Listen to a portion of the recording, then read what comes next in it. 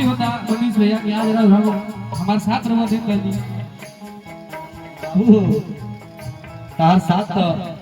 तारा बचपन सब देते हैं। बिल्कुल बिल्कुल हमारा सौभाग्य बा हमार बिल्कुल भगवान शिव के दरबार में हमने के बानी जा तो ऐसे आज मोरा शिवाजी के तिलक आयो आज मोरा शिवाजी के तिलक आयो अब कहां बजेला बधाई रे माई शोभा बरानी न जाई अब कहां में बजला बधाई रे भाई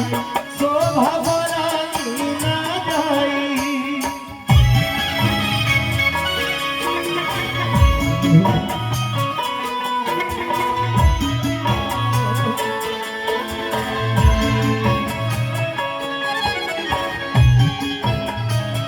हे